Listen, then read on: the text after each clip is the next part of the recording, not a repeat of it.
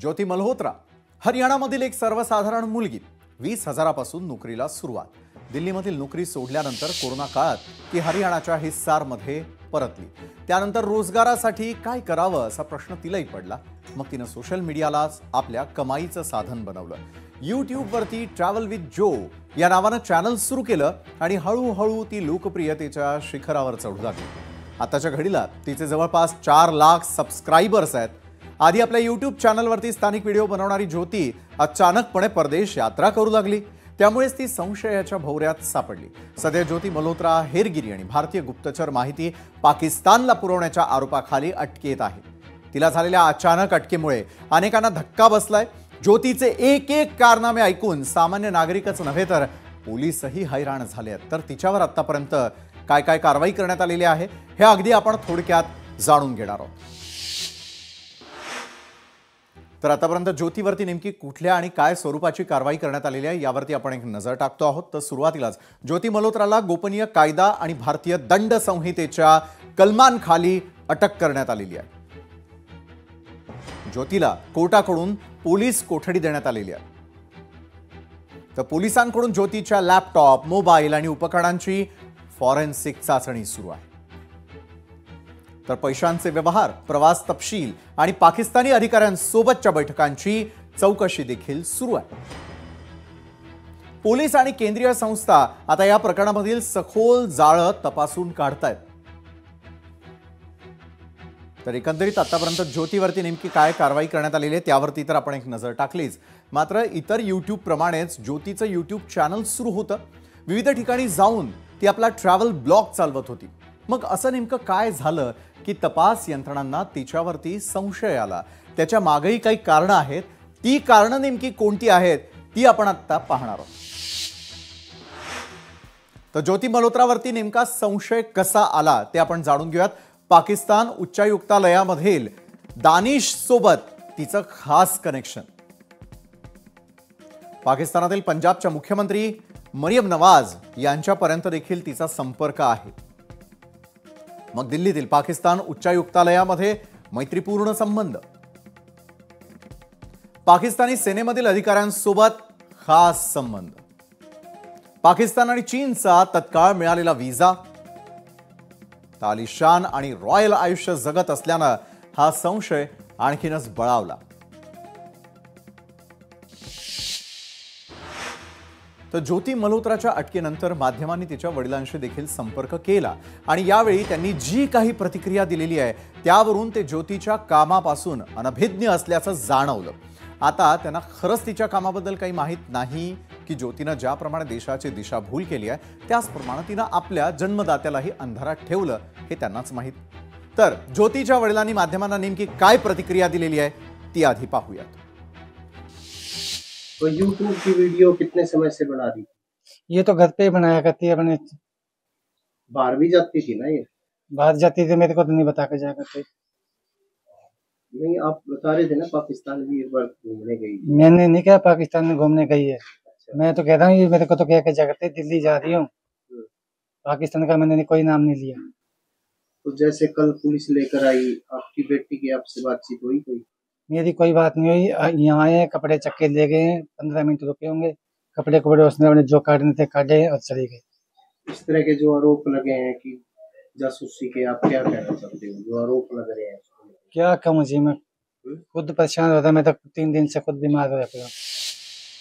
बरं, या संपूर्ण प्रकरणामध्ये आणखी काही धक्कादायक गोष्टी देखील समोर आलेल्या आहेत. एका व्यक्तीनं गेल्या वर्षीच ज्योती मल्होत्रासोबत एक्स या सोशल मीडिया प्लॅटफॉर्मवरती एक पोस्ट केलेली होती. कपिल जैन या नावाच्या अकाउंटवरून साधारणतः मे महिन्यामध्ये ज्योतीच्या ब्लॉगवरून शंका व्यक्त करण्यात आलेली होती. तसंच तिच्यापासून सावध राहण्याचा आणि तिच्यावरती लक्ष ठेवण्याचा इशारा देखील त्या व्यक्तीनं दिला होता. ती पोस्ट सध्या वेगानं व्हायरल होताना दिसतेय. त्या पोस्टवरही आपण एक नजर टाकणार. तर पोस्टमध्ये काय म्हटलेलं आहे ते आपण पाहतोय. NIA कृपया ज्योती मल्होत्रा या महिलेवरती बारकाईनं लक्ष ठेवा. ती आधी पाकिस्तानच्या दूतावासात फंक्शनसाठी गेली, त्यानंतर 10 दिवसांसाठी ती पाकिस्तानमध्ये होती. आता ती काश्मीरमध्ये जाते. या सर्वांमागे काही कनेक्शन असू शकतं का? ही पोस्ट कपिल जैन यांनी केलेली होती 1 मे 2024 रोजी. तर ज्योती मल्होत्राच्या या प्रकरणानंतर तपासाची चक्र अतिशय वेगानं फिरतं आहेत. पोलिसांनी देशाच्या विविध भागांमधून आणखी काही युट्यूबर्सला देखील अटक केलेली आहे. आतापर्यंत कुणाकुणाला देशद्रोहाच्या या आरोपाखाली अटक झालेली आहे ती यादी देखील आपण अगदी सुरुवातीला पाहणार आहोत.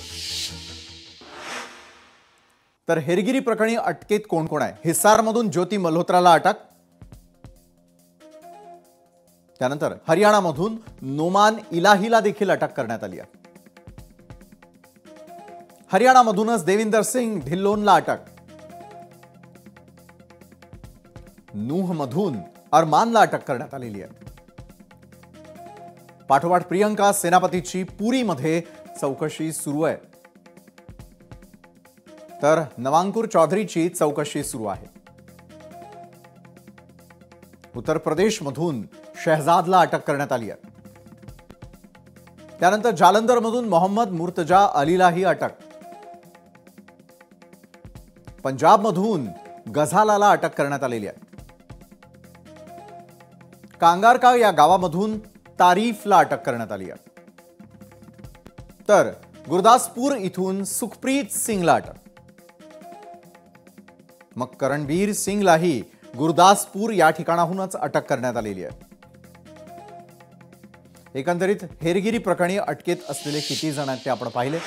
एकंदरीतच काय तर सोशल मीडिया प्लॅटफॉर्मचा तुमच्या प्रसिद्धीसाठी तसंच कमाईसाठी फायदा होत असेल तर तो चांगलाच आहे. मात्र जर त्याच्यामुळे आपल्या देशाची सुरक्षा धोक्यात येत असेल तर त्यावरही काहीतरी निर्बंध असण्याची गरज आहे. या ज्योती मल्होत्राच्या प्रकरणामुळे आता निर्माण झालेलं हे प्रकरण आहे आणि हीच काळाची गरज आहे. याच महत्त्वाच्या विषयावरती अधिक चर्चा करण्यासाठी आज आपल्या सोबत आहेत निवृत्त लष्करी अधिकारी सतीश ढगे, माजी पोलीस अधिकारी ॲडव्होकेट धनराज वंजारी, निवृत्त पोलीस उपअधीक्षक सुनीता नाशिककर, ट्रॅव्हल ब्लॉगर जीवन कदम आणि यूट्यूब स्टार सूरज खटावकर यावेळेला आपल्या सोबत जोडले गेलेले आहेत.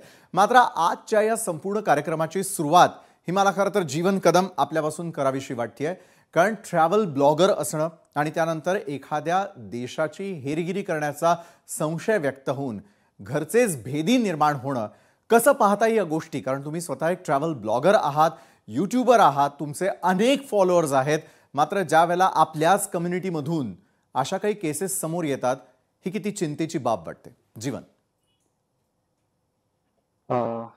नक्कीच हे खूपच दुर्दैवी आहे. म्हणजे शॉकिंग होतं माझ्यासाठी सुद्धा.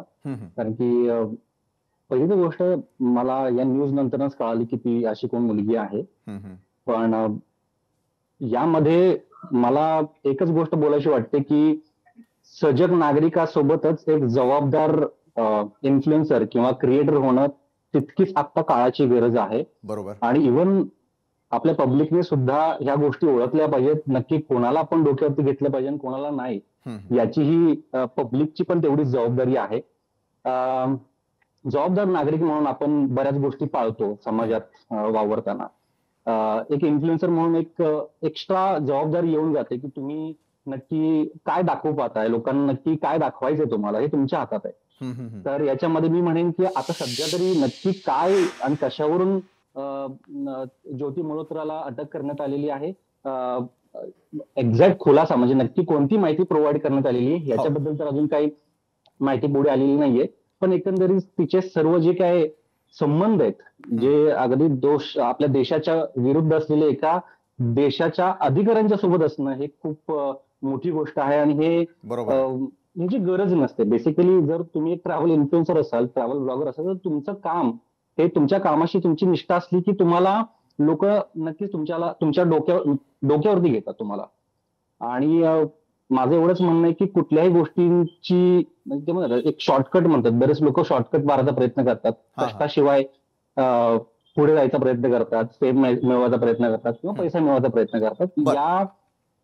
या गोष्टींमुळे असं होतं की एक कुठेतरी चुकीचं पाऊल पडलं जातं.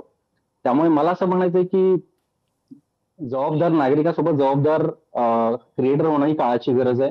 त्याच्यामुळे तुम्ही नक्की काय माहिती प्रोव्हाइड करता, कोणत्या उद्देशाने प्रोव्हाइड करता हे तितकंच गरजेचं आहे. कारण की बातम्यांमध्ये मीही पाहिलं की पाकिस्तानामध्ये जाऊन पाकिस्तानची, मी स्पष्ट शब्दात बोलायचं झालं तर लाल जी करत होती त्याची अजिबात काही गरज नव्हती.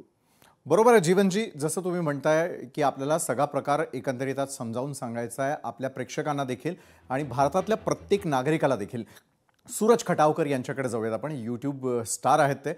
सूरज, मला एक विचारावं असं वाटतं की ज्या वेळेला एखादा बिगिनर असतो तो यूट्यूबकडे एक आपण इन्फ्लुएन्सर म्हणून किंवा आपल्याला करिअरसाठी म्हणून त्याला पाहत असतो, त्यावेळेला कुठल्या प्रकारच्या संधी आहे, मात्र संधीचं सोनं न करता संधीचा दुरुपयोग झाला तर त्याचं उदाहरण ज्योतीच्या माध्यमातून आपल्या सगळ्यांसमोर आहे. मात्र यूट्यूबर बनणं असेल किंवा यूट्यूबवरती एखाद्या आपण इन्फ्लुएन्सर म्हणून काम करणं असेल, कॉन्टेंट क्रिएटर म्हणून काम करायचं असेल तर ते कशा प्रकारे चालतं, अगदी थोडक्यात सूरज. खरं तर या ज्या कोण ज्योती आहेत त्या नावाने ज्योती आहेत, पण खरं तर त्यांनी अनेक भारतीयांच्या मनातला दिवा आणि विश्वास दोन्ही विझवलाय. त्यामुळे एक इन्फ्लुएन्सर म्हणून राग येणं हा तर एक भाग आहेच आहे, पण त्याच्यापेक्षा ना वाईट वाटतं. म्हणजे असं कोण करेल हा एक तर. म्हणजे आता तुम्ही मगाशी तो डॉक्टर यात्रीचा बद्दल सांगत होता, डॉक्टर यात्री नावाचा चॅनल जो आता तुम्ही दाखवत होता ज्यांनी पाकिस्तान दाखवलं. सो हा पाकिस्तानचा व्हिडिओ हा माझ्या आईनी, माझ्या घरामध्ये मी, माझ्या भावानी, माझ्या वडिलांनी, आम्ही सगळ्यांनी मिळून बघितलाय. आणि तेव्हा सगळ्यात काय महत्वाचं की शाहरुख सलमान हे माझ्यापासून खूप लांबचे आहेत, पण हे जे इन्फ्लुएन्सर आहेत ते जवळचे, घरचे वाटतात, आपल्या घरातला भाग वाटतो. म्हणून जीवन दादासोबत, माझ्यासोबत जेव्हा कोणी फोटो जरी काढतं ना तर खांद्यावर हात टाकून काढता, हक्कानी काढतं. त्यांना असं वाटतं की हा घरातला मोठा भाऊ, दादा यांच्यासारखा इन्फ्लुएन्सर आम्हाला बनायचंय. लाज आणि वाईट याची वाटते की मला असं वाटायचं पूर्वी की फक्त ते राजकारणातच थोडंसं जे काय आहे चिखल आहे तो आहे, पण एक इन्फ्लुएन्सर म्हणून मला आता असं वाटायला लागलंय की आता तो चिखल हळूहळू आमच्याकडे यायला लागलाय का काय. आणि त्याच्यापेक्षा वाईट गोष्ट म्हणजे जे इन्फ्लुएन्सर युट्यूबर आहे किंवा तो डॉक्टर यात्री आहे, या सगळ्यांनी जेव्हा पाकिस्तान दाखवताना आमच्या मनातही आलं नव्हतं की अरे हे ग्लोरिफाय करतायत पाकिस्तानला, हे उगाच चांगलं. कारण माझी आई पण म्हणली अरे तिकडची लोक किती चांगले आहेत, आपण उगाच त्यांना नाव ठेवतो. सहज म्हणली, ऑब्व्हियसली ती घरातली आई. पण आज जेव्हा हे सगळं प्रकरण बाहेर येतंय आणि त्यांच्यामध्ये ही तर एक व्यक्ती आहे ज्योती, पण अजून 7-8 जणांना जे काय अटक झालंय, मला असं वाटतं ना की एक छोटीशी गोष्ट मला याच्यावरनं आठवली. बरं, यातून जे घडलं म्हणजे आपण देशाचे नागरिक आहोत, भाग आहोत, देशाला आपण जपलं पाहिजे, या गोष्टी बाहेर नाही आल्या पाहिजेत, हे तर म्हणायच्या गोष्टी झाल्या. पण मला एक गोष्ट या सगळ्यामध्ये कळत नाहीये, आज तिची जी कोण ज्योती आहे तिचा काय फायदा झाला, तिचा वापर करून घेणाऱ्यांनी केला, त्याच्यानंतर आज ती कुठल्या परिस्थितीत आहे, तिचा कोणीतरी वापर केला. मला याच्यावर एक आमच्या गणेश पेठेतली गोष्ट आहे की एक तुमची परवानगी असेल तर सांगतो, या संबंधात आहे थोडेफार. तर एका मुलीबद्दल, एक माझ्या एका ओळखीच्या सोबत मी गेलो होतो एका मुलीच्या घरी, आणि एमडी होती वाटतं मुलगी ती, आणि मी लहान होतो, मी अगदीच 11वी-12वीत असेल, एका संघटनेत काम करत होतो. तर आम्ही त्यांच्या घरी सांगायला गेलो की एक कोणतरी आहे असं काहीतरी, फारुख नावाचा मुलगा होता, त्याच्या ती प्रेमात पडली आणि फसवणूक होण्याची शक्यता आहे सांगायला आम्ही गेलो होतो. तर तिच्या आई वडिलांनी आम्हाला असे शब्द ऐकवले होते की आमची मुलगी आम्ही बघून घेऊ, तुम्ही का आम्हाला हे सांगायला येतं. सो असं खूप खूप चांगली शिकलेली मुलगी, आणि एका मला वाटतं ती काय गॅरेजमध्ये, सायकलच्या गॅरेजमध्ये फारुख नावाचा तो मुलगा कामाला होता, मला अजूनही आठवतंय. आणि ती जी मुलगी होती त्या मुलीचे आई वडील 3 महिन्यांनी पुन्हा त्या काकांना, ज्या काकांनी मला तिकडे नेलं होतं, त्या काकांना भेटायला आले आणि त्यांना सांगितलं की कृपया आमच्या मुलीला शोधा, आमच्या मुलीचा सौदीवरनं फोन आलाय, तिला आम्हाला इथे आणायचंय पण आणता येत नाही. आणि हे सगळं असं प्रकरण ऐकल्यावर मला वाईट, मला त्यांच्या बुद्धिमत्तेची किंवा त्यांच्या विचारांची कीव करावी वाटते. ती मुलगी लटकली ना, तसंच ही ज्योतीची पण की तू कोणाला विकतेस बाई, म्हणजे आपल्या आईला, घरातल्या आईला आपण विकत नसतो ग. म्हणजे ही इतकी छोटी गोष्ट कळून आहे, याच्यापेक्षा काय दुर्दैव आहे. म्हणजे बरोबर आहे, खरोखर दुर्दैवच म्हणायला लागेल. आज आपल्याबरोबर अव्वल दर्जाचे सगळे अधिकारी वर्ग देखील या चर्चासत्रामध्ये जोडले गेले आहेत. सतीश ढगे सर, धनराज वंजारी सर, आपल्याकडे येण्याआधी मी निवृत्त पोलीस उपअधीक्षक सुनीता नाशिककर यांच्याकडे. सुनीताजी, धक्कादायक प्रकार तर हा आहे की एका बाजूला युट्यूबर असणं किंवा इन्फ्लुएन्सर असणं, आणि इतर देशामध्ये जाऊन जर तुम्ही हेरगिरी करत असाल, त्यातही जर महिला असेल, तर मात्र अतिशय धक्कादायक प्रकार म्हणून या घटनेकडे पाहिलं जायला हवं. ज्योती संदर्भातली सगळी माहिती आपण आपल्या प्रेक्षकांपर्यंत पोहोचवली.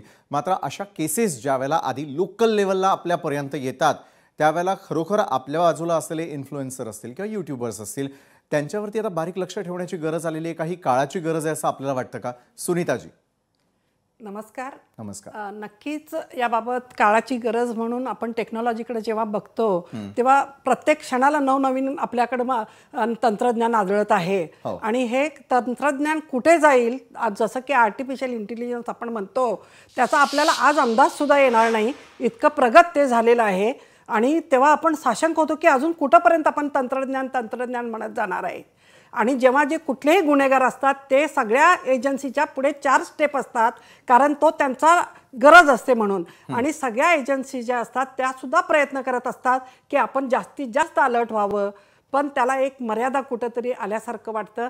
परंतु जेव्हा आपण बघतो की ही घटना घडली, तर अशा प्रकारची ही आत्ताची घटना नाही आहे. हे अगदी आपल्या म्हणजे ऋषीमुनींच्या काळापासून आपल्याला लक्षात आलं असेल की विश्वामित्र जे होते त्यांना मेनकेनं अडचणीत आणलं होतं. अशाच प्रकारे जेव्हा दुसरं युद्ध चालू होतं तेव्हा हिटलरनी ब्रिटिशच्या एका अधिकाऱ्याविरुद्ध हा प्रकार केला होता. त्याचप्रमाणे जेव्हा पूर्वीचे राजे लोक जे होते तेव्हा विषकन्या नावाच्या एक कन्या निर्माण केल्या जायच्या जन्मताच आणि त्या पाठवल्या जायच्या. असे प्रकार हे आपल्या सगळ्या इतिहासात आहेतच, हे आपल्याला सर्वांना वाचनात आहे, कोणाला माहीत आहेत. तर आज आपण म्हणतो की ही गोष्ट जी घडली तर त्याची ही अत्यंत निंदनीय आहे. आणि ते प्रकरण पोलीस आता हे असल्यामुळं, म्हणजे कायद्याच्या कक्षेत असल्यामुळं मला त्याच्याबद्दल काहीच बोलायचं नाही आहे. पण इतकंच सांगता येईल की आपल्या ज्या यंत्रणा आहेत त्या अधिक अद्ययावत करण्यामध्ये आपण अधिक हे झालं पाहिजे. आपल्याला अनुभवी स्टाफ असतो म्हणून आपण त्यांना प्राधान्य देतो असतो, बरोबर. परंतु टेक्नॉलॉजी जितकी नवीन आलेली आहे ती ग्रास्प करण्यासाठी अधिकाधिक तरुण आपल्याकडे अधिकाऱ्यांचा भरणा जास्त झाला पाहिजे, कारण ते फार टेक्नॉलॉजी ओरिएंटेड असतात आणि ते लवकर ग्रास्प करतात. तर अशा प्रकारची जास्तीत जास्त तरुण अधिकाऱ्यांची फळी किंवा नवीन स्टाफची फळी आपल्या शासनानं तशी उपलब्ध करून घ्यायला प्राधान्य दिलं पाहिजे. सायबर गुन्हे वगैरे जे आपण म्हणतो आता, सायबर सेल वगैरे अधिकाधिक अद्ययावत आणि त्या क्षेत्रात पारंगत असणाऱ्या अशा तरुणींची त्याच्यामध्ये भरती केली गेली पाहिजे असं मला वाटतं. नक्कीच सुनीता मॅडम, तुम्ही अतिशय महत्त्वाच्या मुद्द्याला हात घातलेला आहे. आणि यावेळेला जर आपण पाहिलं की यापूर्वीपासून आपण अनेक चर्चा टेलिव्हिजनवरती करतोय की भारत पाकिस्तान युद्धामध्ये कुठल्या प्रकारची रणनीती वापरण्यात आली, तर एक दुसरा धोका हा आता आधुनिक तंत्रज्ञानाचा, सोशल मीडियाचा वाढत चाललेला आहे का, त्यावरती निर्बंध असायला हवेत का, आणि घर का भेदी लंका ढाये जे म्हटलं जातं त्याचीच ही 10 उदाहरणं समोर आलेली आहेत का. आणि थेट मी आता यावेळेला निवृत्त लष्करी अधिकारी सतीश ढगे सर यांच्याकडे जाणार आहे. सतीश सर, पहिल्या सेगमेंटमध्ये नेमकं प्रकरण काय हे समजून घेण्याचा आपण प्रयत्न केला. ब्लॉगर्स असतील, नंतर व्हिडिओ कॉन्टेंट क्रिएटर असतील, नेमकं त्यांचं आणि यूट्यूब हे नातं कसं हे समजून घेण्याचा प्रयत्न केला. मात्र गेले कित्येक दिवस आपण पाकिस्ताननं भारतावरती केलेला भ्याड हल्ला या संदर्भातली चर्चा करत असताना दुसरीकडे सोशल मीडियाचा होणारा वापर ही देखील गोष्ट अधोरेखित होणारी दिसून येते. कारण ज्योतीचा प्रवास ज्या प्रकारे आम्ही अगदी थोडक्यात मांडण्याचा प्रयत्न केला त्यानुसार घर का भेदी लंका ढाय हे जर म्हटलं तर ती अतिशयोक्ती ठरणार नाही असं मला वाटतं. सतीशजी.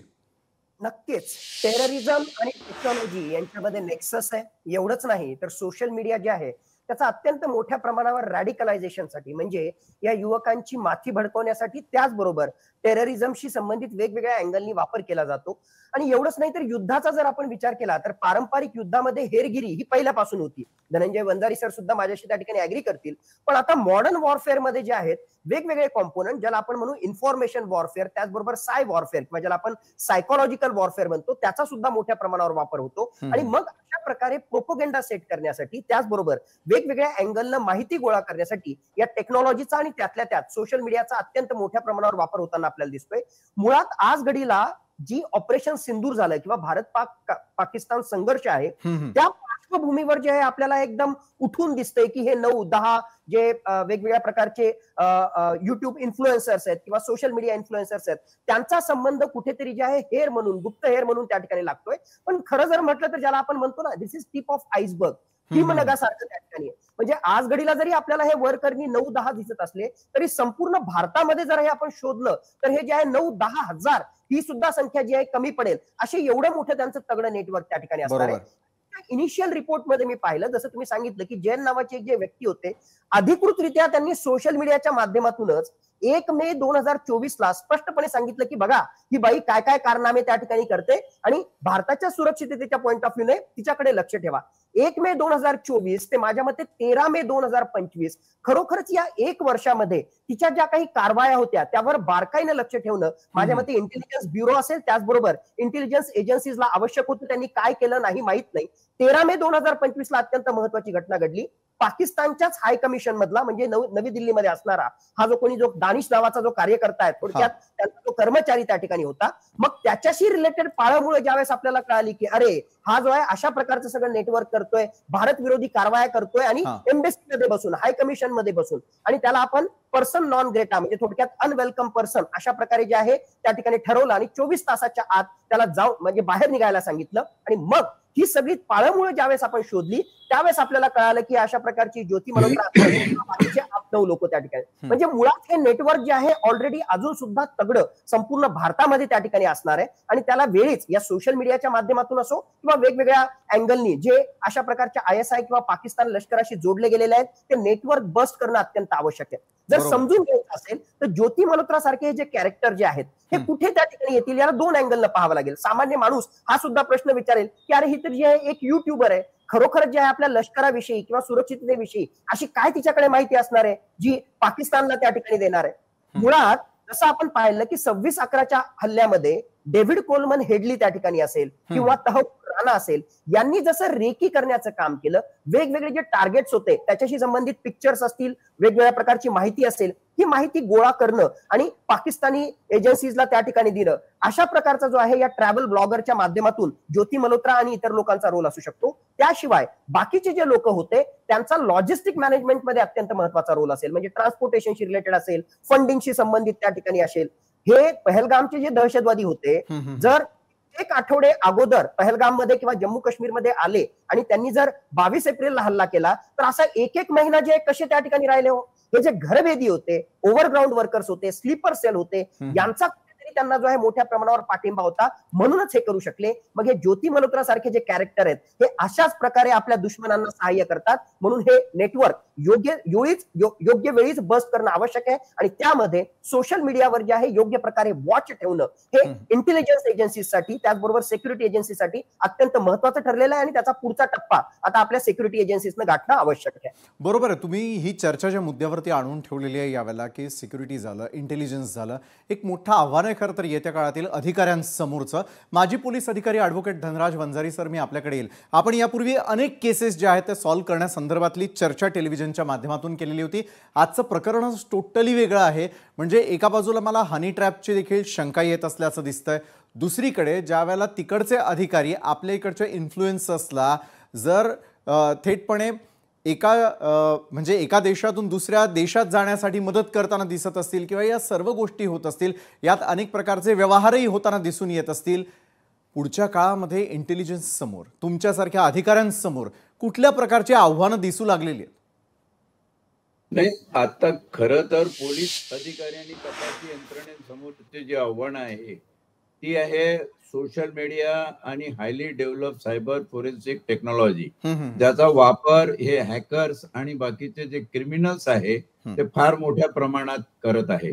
हल्ली जे क्राईम आहे ते पूर्वापार व्हायचे तसे राहिलेले नाही. क्राईमला सायबरची जोड आहेच आहे, कुठल्याही प्रकारे टेक्नॉलॉजीचा वापर त्याच्यात होतो. आता ज्योती मल्होत्राच्या केसमध्ये जे काही तिचं ब्लॉगर असणं, सोशल मीडियाचं एक सोशल ब्लॉगर असणं, हे तिने कव्हर वापरलेलं आहे आणि अंडर दॅट कव्हर तिने त्याचे ट्रॅव्हल आणि बाकीच्या सगळ्या गोष्टी करण्याचा प्रयत्न केला. तशा प्रकारचं ट्रेनिंग किंवा तशा प्रकारचं ट्युटोरियल तिला दिलं गेलं असणार. इथे महत्वाचं आहे की ती चीनमध्ये गेली होती, नेपाळमध्ये गेली होती, पाकिस्तानमध्ये गेली होती. त्या दृष्टीनं तुम्हाला चीन आणि पाकिस्तान याच्या मधले काही महत्वाचे दुवे इंटेलिजन्सच्या आणि तपासाच्या हाती लागू शकतात. त्या दृष्टीनं तपासी यंत्रणा याच्यात प्रयत्न करतील. जसं सांगण्यात आलं की हनी ट्रॅप हे मधाचं जे जाळं आहे, हे मधाचं जाळं काही नवीन नाहीये, हे प्रत्येक काळात होत राहिलं. 2006 मध्ये तुला आठवत असेल विशाल, तुझ्या चॅनलवर चर्चा झाली होती, क्रायोजेनिक टेक्नॉलॉजीसाठी BRCचे 2 सायंटिस्ट हनी ट्रॅप मध्ये ट्रॅप करण्यात आले होते. 2018 मध्ये निशांत अगरवाल नावाचा नागपूरचा ब्रह्मास्त्र जे तयार केलं त्या DRDOच्या टेक्नॉलॉजिकल इन्स्टिट्यूटमध्ये तो इंजिनियर म्हणून काम करत होता.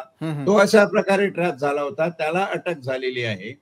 तिसरं प्रकरण जे गाजत आहे, सगळीकडे नाव माहित आहे, प्रदीप कुरुलकर जे DRDOचे होते तेही हनी ट्रॅप मध्ये अडकलेले आहे.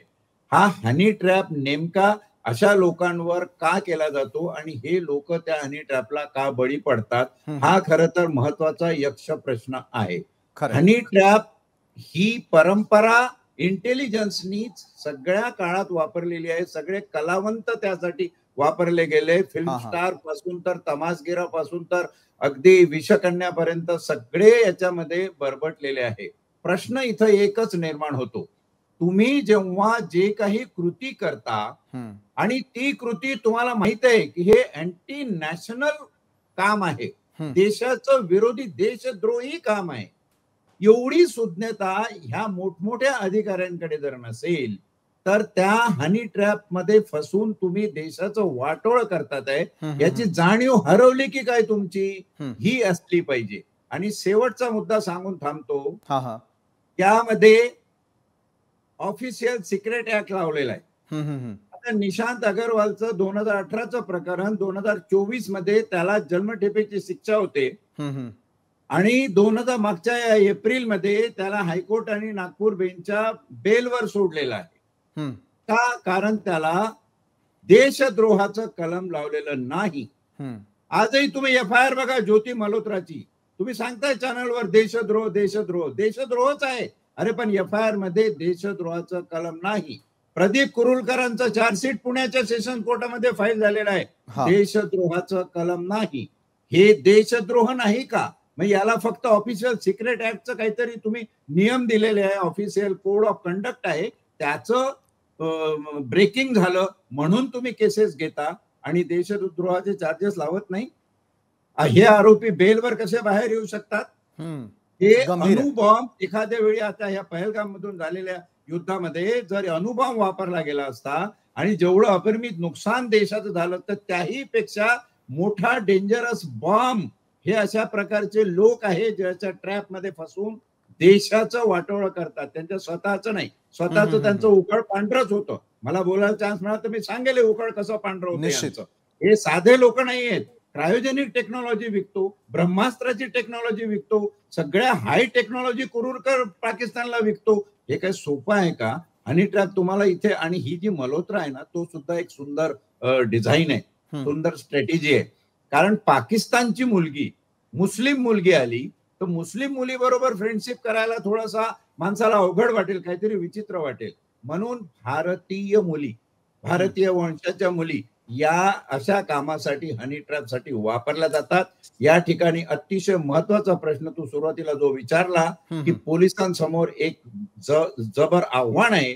तिचे सगळे कॉन्टॅक्ट, सगळं नेटवर्क, आज टोटल 12 लोक अटक झालेली आहे याच्यामध्ये. ती 12 लोक कुठे कुठे कनेक्ट होती, कोणाशी काय करत होती आणि एकटी कशी होती. तिच्या वडिलांचं तुम्ही स्टेटमेंट दाखवलं सगळ्या मीडियानी आज पब्लिकला. त्याची सोशो इकॉनॉमिक कंडिशन बघा. अशी वाटत नाही ती मोठ्या ह्याच्यातली आहे. तिचा कोणीतरी हँडलर आहे, तिचा करता करविता कोणीतरी आहे. तो कोण आहे किंग पिन, तिथपर्यंत हा तपास गेला पाहिजे. याची पाळंमुळं उखडून काढली पाहिजे आणि देशद्रोहाच्या कलमाखाली यांच्या सगळ्यांवर खटले भरले गेले पाहिजे. बरोबर आहे. ही केस कशा प्रकारे मांडण्यात आली, त्यातले लूपहोल्सही आपण अधोरेखित करून दाखवले. यावेळेला युट्यूब स्टार सूरज खटावकर याच्यासाठी पुढचा प्रश्न आहे. खरं तर सूरज, ज्या वेळेला तुम्ही सोशल मीडिया इन्फ्लुएन्सर असता, फॅन्स असतात तुमचे अनेक, आणि ते ज्या वेळेला तुम्हाला DM करता किंवा तुमच्याशी संपर्क साधण्याचा प्रयत्न करता, हे मोठं आव्हान आहे आता सोशल मीडियावरती असलेल्या स्टार्ससाठी की कशा प्रकारे आपण आपला त्यांना संपर्क द्यायचा आहे, तो द्यायचा की नाही, इथपासून आता मनामध्ये भीती असेल. काय वाटतंय तुमच्याच कम्युनिटीच्या लोकांना, काही गोष्टी सांगणं आता गरजेचं आहे का?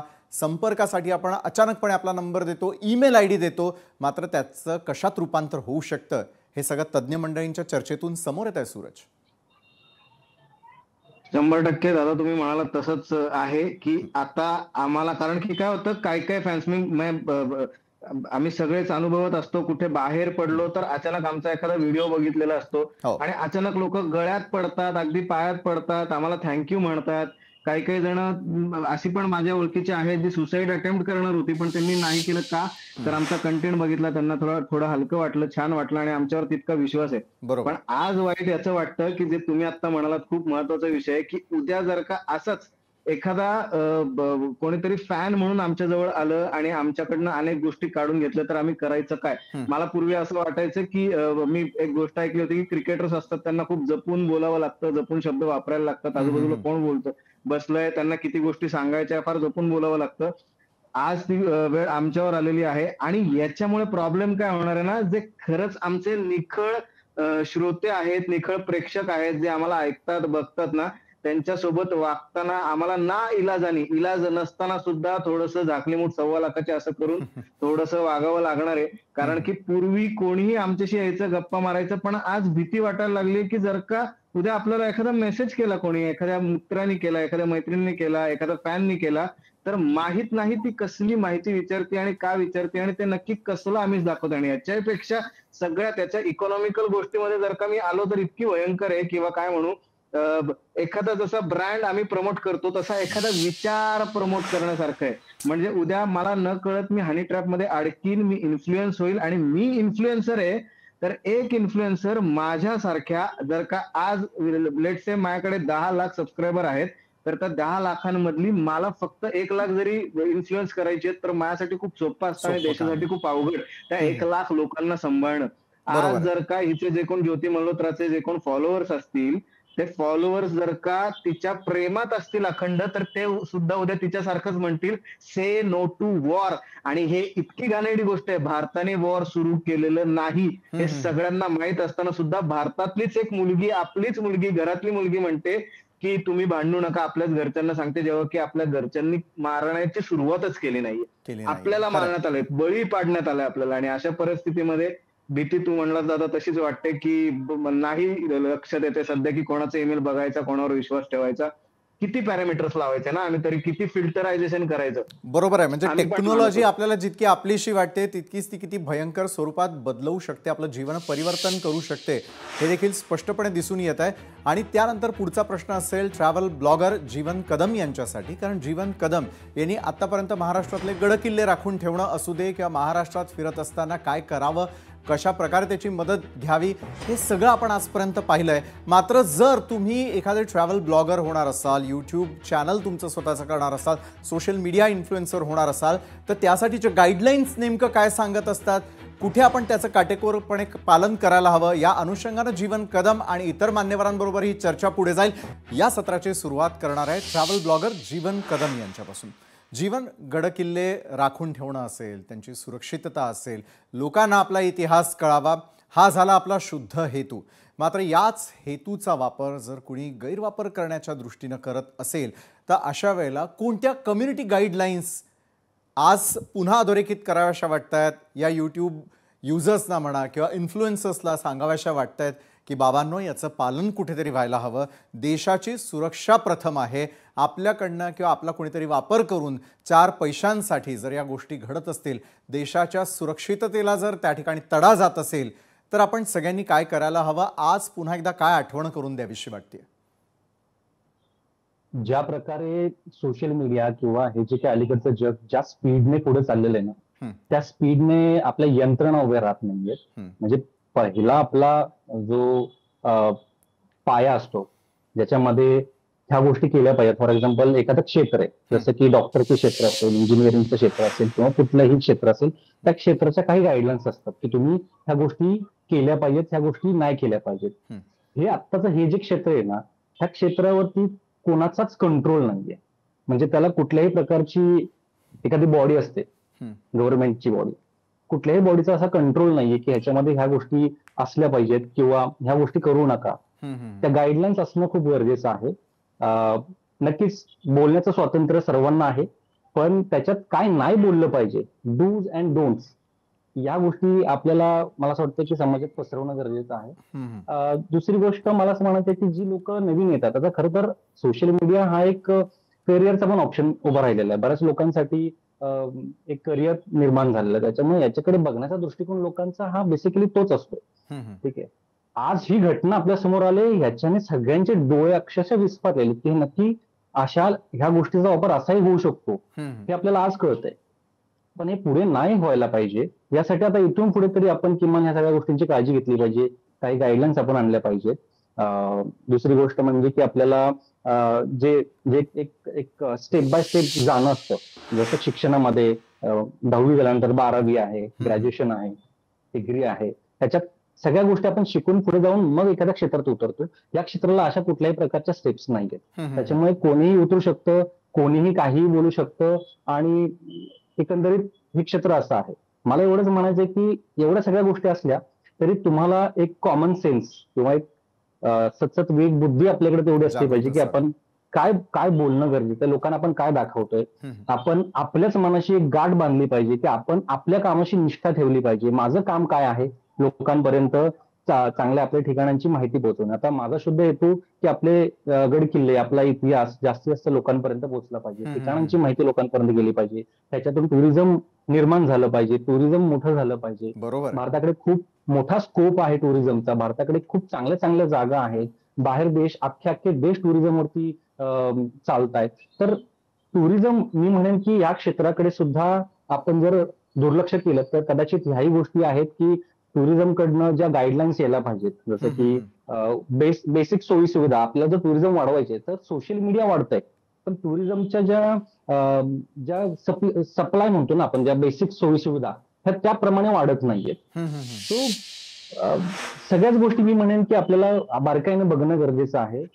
याच्यात आपल्याला जी नवीन मुलं येतात, मी म्हणेन की आता मी मागच्या 2016 पासून मी युट्यूबवरती काम करतोय आणि याच्यामध्ये मी तीच गोष्ट त्या डे 1 पासून फॉलो केलेली की मला कोणत्याही चुकीच्या गोष्टी लोकांपर्यंत प्रमोट नाहीत करायच्या. आज ताग्यातला मी कुठल्या बेटिंग ऍप्स, गेम्स, पान मसाला, अशा अल्कोहोलिक गोष्टी, या कुठल्याही गोष्टी आजपर्यंत मी प्रमोट नाहीत केल्या. कारण की मला असं वाटतं की ह्या गोष्टीने एक इम्पॅक्ट होतो. मी आजपर्यंत चांगला संदेश देत आलेलो की स्वच्छता ठेवा, गड किल्ले स्वच्छ ठेवा, आपला देश स्वच्छ ठेवा, आपल्या देशाची जी प्रतिमा आहे याच्यावरून.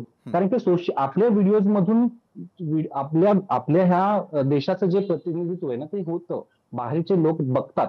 मग त्याच्यामध्ये देश जर आपला म्हणजे कचरा आहे, घाणेरडं दिसतं, तर लोकांची प्रतिमा तशी आपल्या देशाकडे बघण्याची दृष्टिकोन कसा होत असतो. त्याच्यामुळे आपला संदेश देण्याचा जो उद्देश असतो तो हाच असतो की आपण आपली जी काही सौंदर्य आहे ते टिकवलं पाहिजे. आणि मी म्हणेन की तो मेन उद्देश आहे, ट्रॅव्हल ब्लॉगरचा उद्देश तो असला पाहिजे ना की देशाची सुरक्षितता आपल्याला कॉम्प्रोमाइज करून चालणार.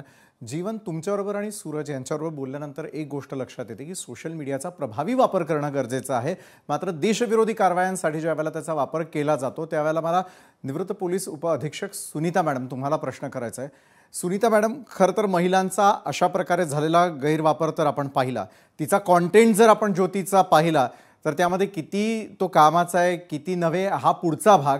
मात्र ज्या वेळेला देशाच्या सुरक्षिततेला धक्का लावून ज्या वेळेला कुठल्याही प्रकारचा व्यवहार जर ठेवला जात असेल आणि खास करून देशाच्या विरोधात असलेले जे इतर देश आहे त्यांच्याशी व्यवहार होत असेल, तुम्ही चीनला जाता, तुम्ही थेटपणे पाकिस्तानला जाता, तिथल्या अधिकाऱ्यांशी संबंध ठेवले जातात, त्यावेळेला सत्सद्विवेक बुद्धी जागृत आहे की नाही हा प्रश्न पडतो.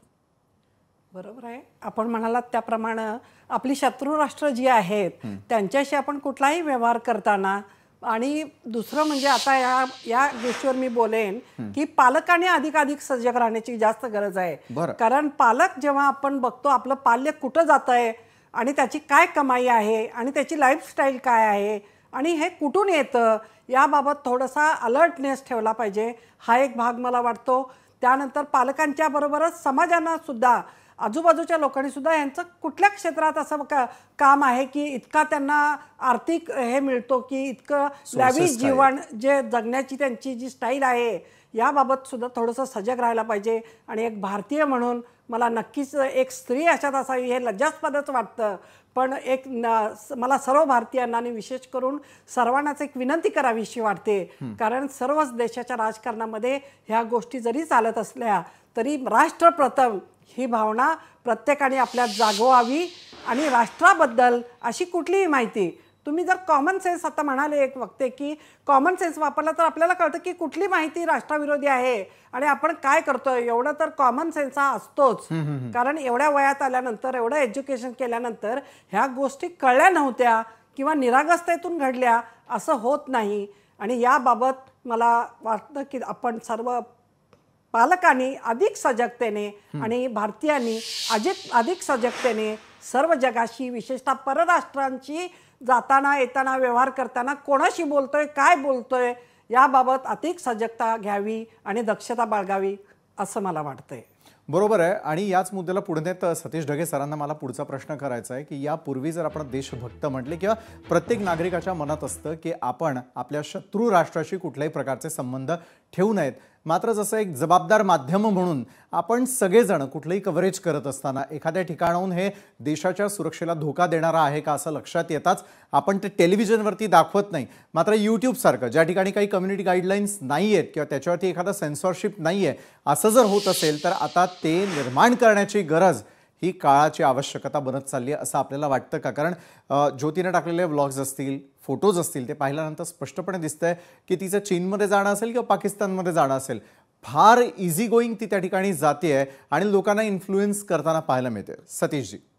नक्कीच सोशल मीडिया म्हणजे अभिव्यक्ती स्वातंत्र्य या अनुषंगाने जे आहे आपल्याला जे काही वाटतं ते आपण लोकशाहीमध्ये त्या ठिकाणी मांडतो. पण हे आपल्याला लक्षात घ्यावं लागेल की भारताच्याच राज्यघटनेच्या नुसार आर्टिकल 19 आपल्याला अभिव्यक्ती स्वातंत्र्य दिलेलं आहे. पण त्याच आर्टिकलमध्ये जर आपण एक्सेप्शन पाहिलं तर नॅशनल सिक्युरिटी, राष्ट्रीय सुरक्षितता ज्यावेळेस येते त्यावेळेस तुमचं अभिव्यक्ती स्वातंत्र्य हे कंट्रोल करता येऊ शकतं. आणि त्याच अनुषंगानं सरकारनं काही खमके कायदे ज्यामध्ये बॅलन्स असेल, एका बाजूला अभिव्यक्ती स्वातंत्र्य, त्यातूनही महत्वाचं जे आहे राष्ट्रीय सुरक्षितता याकडे लक्ष घेतलं पाहिजे. माझ्या मते दुसरी ही पण गोष्ट महत्वाची आहे की हे जे सोशल मीडियाचे प्लॅटफॉर्म्स आहेत, मग तो एक्स असेल, तो फेसबुक असेल, हे फक्त एक दोन नावं म्हणून नाही, पण हे ज्या सगळ्या MNC ज्या आहेत, बहुराष्ट्रीय कंपन्या त्या ठिकाणी आहेत, त्या बहुराष्ट्रीय कंपन्यांनी स्वतःला राष्ट्रापेक्षा मोठं समजू नये.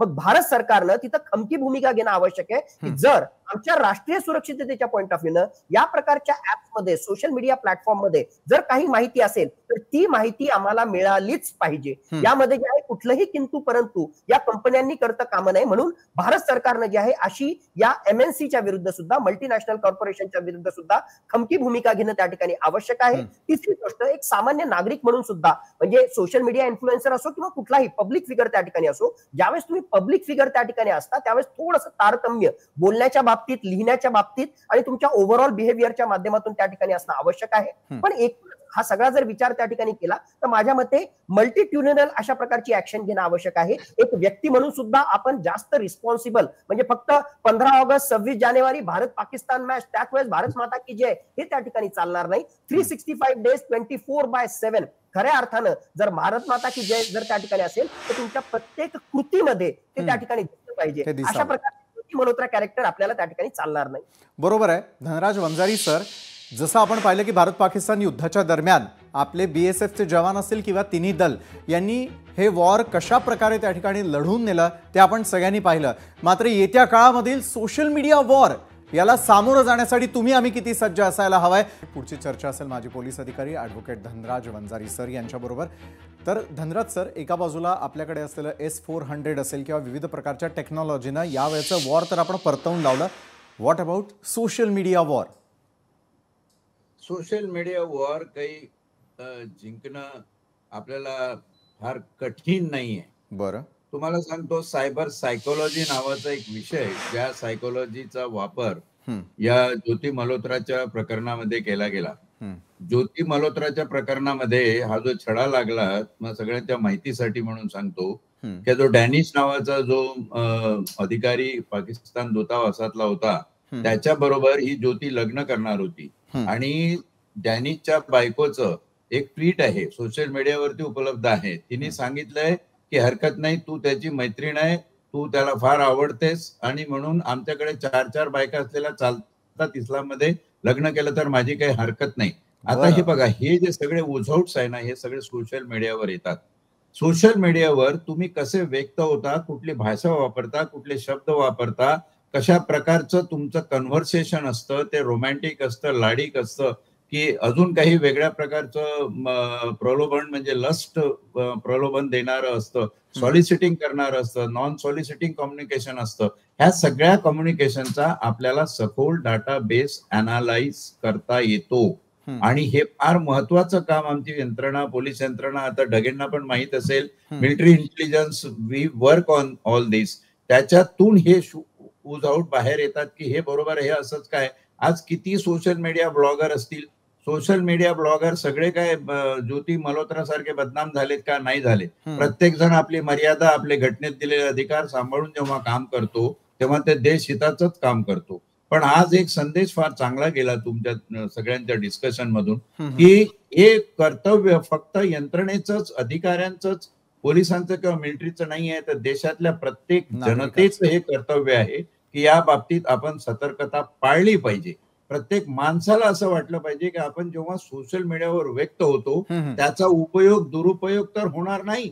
आता ही जी फॅशन आहे ती तर मला मोठी, म्हणजे तुझ्या चॅनलच्या माध्यमातून सांगायला वाटतं लोकांना, कुठेही गेले, आजीच्या इथं गेलो, शीरपुरी खातोय, इकडे लोणारला गेलो, तिथे हे करतोय, काय गरज आहे काय सगळं करायची? कोण विचार तुझ्या मावशीच्या घरी गेला की आत्याच्या घरी गेलाय ते? अरे जा, हे कर, त्याचा फोटो शूटिंग करून पाठवणं आणि ते टाकणं, आणि त्याच्यामध्ये मुला मुलींचे जे फोटो असतात, जे संभाषण असतं, अरे बाळांनो, याचा दुरुपयोग होऊ शकतो. कोणीतरी तुमची इन्फॉर्मेशन दुसऱ्या कुठल्यासाठी मार्गाने वापरून तुमचा नाश करू शकतो, हे तुमच्या लक्षात आलं पाहिजे. हनी ट्रॅप हे एक वेगळं प्रकरण आहे, पण सोशल मीडिया जेव्हा येतो तेव्हा आपल्या यंत्रणा, मी तुला सांगतो, पॅगॅसिस येऊ दे नाही तर अजून काही येऊ दे, आपल्याकडे पॅगॅसिसची बाप यंत्रणा सुद्धा आहे. हे सगळे जे सिक्रेट ऑपरेशन्स आणि इंटेलिजन्सची कामं चालतात ती इतकी निकोप आणि इतकी पद्धतशीर चालतात, किंबहुना जर ही चालली नसती तर आज तुझ्या चॅनलवर हे प्रकरण डिस्कशनला आलं नसतं. आज प्रदीप कुरुलकर जेलमध्ये नसता, आज हे खटले भरले गेले नसते. ह्या सगळ्या गोष्टीचा एकत्रित विचार केला असता. आपली यंत्रणा सक्षम आहे, फक्त सत्ताधाऱ्यांनी ही यंत्रणा लोकाभिमुख होऊन जनतेसाठी वापरावी आणि जनतेने सुद्धा भान ठेवावं की आपण या देशाचे सुज्ञ नागरिक आहोत. आणि असे कितीही ट्रॅप झाले, शत्रू राष्ट्राने कितीही प्रयत्न केले, तर ते भारताची ही जी आतली एक मॉरल एनर्जी आहे, जी एक नैतिक शक्ती आहे, ती या देशाची अभेद्य आहे. कोणालाही तोडता येणार नाही. 2-4 प्रकरणं अशी होतील, ती धसाच लागतील, पण इतरांनी बरोबर. पण त्यासाठी आपण सगळ्यांनी पक्क राहणं आणि आजूबाजूला काय घडतंय यावरती लक्ष ठेवणं गरजेचं आहे. वेळ आपली संपत आलेली, मात्र प्रत्येक मान्यवराकडे मला अगदी थोडक्यात जायचंय. सतीश ढगे सर, असलेली जी सध्याची टेक्नॉलॉजी आहे ती वरदान की शाप? जर योग्य प्रकारे वापरली तर नक्कीच ते वरदान. ज्या प्रकारे सोशल मीडियाचा रॅडिकलायझेशनसाठी वापर केला जाऊ शकतो, त्याच सोशल मीडियाचा वापर करून आपले सिक्युरिटी फोर्सेस डिरॅडिकलायझेशन आपण ज्याला म्हणतो, म्हणजे असे जे धर्मांध लोक आहेत त्यांना ज्या प्रकारे भयकवलं जातंय त्याच्या विरुद्ध सुद्धा जे आहे याच सोशल मीडियाचा वापर त्या ठिकाणी केला जातो. त्याच्यामुळे टेक्नॉलॉजी ही कधीच वाईट त्या ठिकाणी नसते. आपण कसं वापरतो आणि कुठपर्यंत त्याचे निर्बंध आहेत यावर सगळं पुढचं जे आहे गणित डिपेंडंट असतं. बरोबर आहे. सुनीता मॅडम, आता आपल्या पूर्ण देशासमोर आलेल्या प्रकरणामध्ये डॉक्युमेंटेशन किती महत्वाचं आहे, आलेलं एक उदाहरण सगळ्यांना पुढच्या काळात किती दिशादर्शक ठरू शकतं? आत्ताच वंजारी साहेब म्हणाले, त्यांनी सांगितलेलं आहे की देशद्रोह हा जो कलम आहे तो लावला नसल्यामुळं ते त्यांना तो लूप होल मिळाला. तर डॉक्युमेंटेशन होतं हे फार महत्त्वाचं असतं आणि ते फॉरेवर असतं आणि ते कायद्याच्या आणि आपल्या सगळ्या गोष्टीवर ते तासून निघतं. त्यामुळं डॉक्युमेंटेशन करताना प्रत्येक आपल्या एजन्सी ज्या तपासी एजन्सी आहेत त्यांच्यामध्ये समन्वय असावा आणि थोडं त्याच्याबद्दल कोर्टात जरी गेल्यानंतर परत त्याच्यामध्ये अजून आपल्याला ॲड करता येतात. ही पण एक हे आहे, सूट आहे. म्हणजे त्याच्यासुद्धा त्यांनी विचार करावा आणि जितक्या पण आपल्या काय डॉक्युमेंटेशन आहे ते प्रॉपर करावं, परत त्याची पडताळणी करावी आणि त्याच्यानंतरच त्या पुढे फॉरवर्ड व्हाव्यात. प्रत्येक टप्प्यावर त्याची चांगल्या प्रकारे छाननी झाली पाहिजे आणि आमचे सर्व दिग्गज लोक असतात ते त्यामध्ये सक्सेस नक्कीच असतात, परंतु कुठेतरी हा राहतो आणि मग असे प्रकार घडतात. बरोबर आहे. जीवन आणि सूरज, तुमच्या दोघांसाठी हा कॉमन प्रश्न आहे. एकेकाकडून आपण अगदी थोडक्यात उत्तर घेऊयात कारण आपली वेळ संपत आलेली आहे. शाळेत जाताना आपण प्रतिज्ञा म्हणत होतो, आजही ती म्हणतो, मात्र आता सोशल मीडियाचा वापर करणाऱ्यांसाठी एक वेगळी प्रतिज्ञा निर्माण करावी अशी वेळ येऊन ठेपली आपल्या देशात. जीवन? नक्कीच. जसं मगाशी बोललो की पाया भक्कम करणं गरजेचं असतं. हम्म. आणि मला असं वाटतं की आपल्या भारताचा जो पाया आहे ही लहान मुलं आहेत. आता इथून पुढचं जे जग आहे ही लहान मुलांच्या तर हातात मोबाईल आलेले आहेत, तर त्या टेक्नॉलॉजीचा जो इंट्रोडक्शन आहे ते लहान मुलांना खूप लवकर झालेलं आहे. त्याच्यामुळे आता शिक्षणामध्ये सुद्धा आपल्याला ह्या सर्व गोष्टी आता इन्क्लूड करायला हव्यात. बरोबर. काय केल्या पाहिजेत, काय नाही केल्या पाहिजेत, याही गोष्टी आपल्याला शिक्षण दिलं गेलं पाहिजे. राष्ट्राचं प्रेम हे रुजवण्याची मी म्हणेन की आता सोशल मीडियाच्या माध्यमातून सुद्धा एक गरज उभी राहिलेली आहे. त्यामुळे मी एवढंच म्हणेन की जर तुम्ही तुमच्या देशावरती प्रेम करत असाल तर तुम्हाला आपल्या फक्त सीमेवरती जाऊन लढूनच तुम्हाला देशप्रेम नाही दाखवायचंय. देशात राहून तुम्हाला जमिनीवरती ग्राउंडवरती राहून सुद्धा तुम्हाला देशाचं प्रेम दाखवता येऊ शकतं, देशाभिमान दाखवू शकतो आणि ते आपण टिकवलं पाहिजे प्रत्येकाने. सूरज, अगदी एका वाक्यात. आपण देशाला भारत माता म्हणतो आणि जिथे माता हा शब्द येतो तिथे प्रेम करायची गरज नसते. पहिलं प्रेम आपलं जसं आई असते तसं पहिलं देश हा आपला प्रेम तेच आपलं प्रेम असतं. आणि ते सोडून त्याच्याशी दगाफटका करणं, जे महाराजांनी आपल्याला शिकवण दिली आहे की महाराजांकडे मावळे होते, आपण सगळे एकत्र राहिलो आणि म्हणून ही भूमाता, ही जमीन यांच्यामुळे आपण जगलो, वाचलो आणि आपण आज त्याच मातेला विकायला निघालो का काय, हे कधी कधी प्रश्न पडतो. आणि मला वाटतं ते शिकवणं हे महत्त्वाचं. सर्वच मान्यवरांनी अतिशय सपक अशा प्रकारची भूमिका त्या ठिकाणी मांडून आपण काय करतोय याचा अगदी थोडक्यात विचार करावा. फार कन्क्लूड न करता राष्ट्र प्रथम याची आठवण पुन्हा एकदा करून द्यावीशी वाटते. धन्यवाद सर्व मान्यवर या चर्चासत्रात आमच्या सोबत जोडल्या गेलात त्यासाठी. तर आजच्या लोकशाही मराठीवरच्या न्यूज प्लॅनेटमध्ये वेळ झालेली इथंच थांबण्याची. मात्र ताज्या घडामोडींसाठी पाहायला विसरू नका लोकशाही मराठी.